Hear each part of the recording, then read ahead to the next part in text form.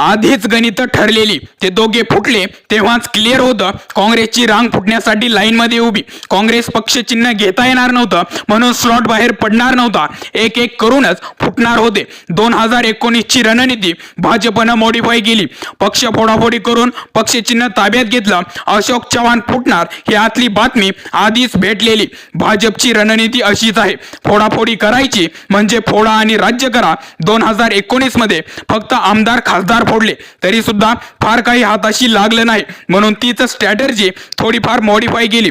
ED, CBI, income tax याच चौकशा लागल्या. आमदारही फोडले, खासदारही फोडले, मंत्रीही फोडला, विरोधी पक्ष नेताही फोडला आणि त्यासोबत त्यांचं पक्ष आणि चिन्ह सुद्धा घेतलं. आता तरी 2024 ला भाजप एखादी सत्ता मिळवेल का असा प्रश्न पुन्हा निर्माण झाला. मुळात घडलंय असं की पहिल्यांदा राजकारण एवढं ऑनलाईन टीव्हीवरती दिसत नव्हतं. आता जे राजकारणात घडतंय त्याच्यातली प्रत्येक सेकंदाची अपडेट जनमानसांपर्यंत थेट पोहोचते.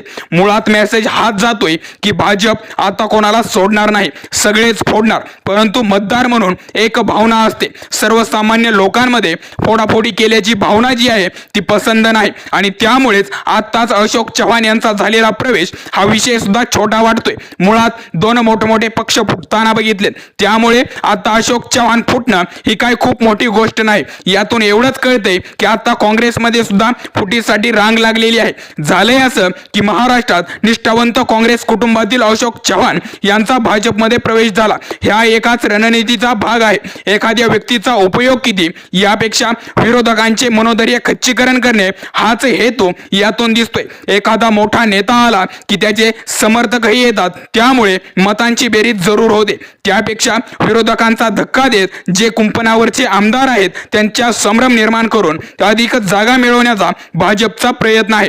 65 वर्षीय अशोक चव्हाण यांना काँग्रेसने मुख्यमंत्री पदापासून सारं काही दिलं तरीही त्यांनी भाजपमध्ये प्रवेश का केला असे प्रश्न विचारले जातात. अर्थात सर्वांनी चव्हाण यांनीही पक्षाचं प्रामाणिकपणे काम केलं, यातही कुठली कसर नाही.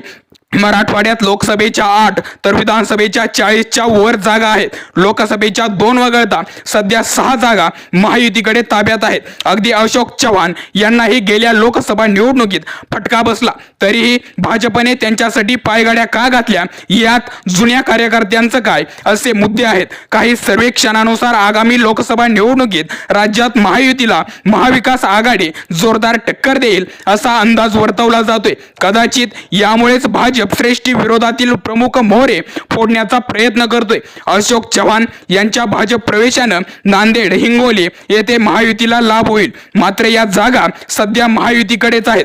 तरीही धोका नको हाच चव्हाण यांच्या भाजप प्रवेशाचा हेतू असावा. अशोक चव्हाण यांनी मुख्यमंत्री पद भूषवल्यानं मराठवाडा बाहेरही काही आमदार त्यांचं नेतृत्व मानतात. त्याचा फायदा भाजपला होऊ शकतो. मराठा आंदोलनाचा प्रभाव मराठवाड्यात अधिक आहे. अशोक चव्हाण यांचा सारखा मराठा नेता आल्यानं एक संदेश जाऊ शकतो. याखेरीज वर्षाअखेरीस होणारी विधानसभा निवडणूकही भाजपच्या डोळ्यापुढे आहे. सध्याचे भाजपचे नेतृत्व दीर्घकालीन लाभावर लक्ष ठेवून धोरण ठरवतं.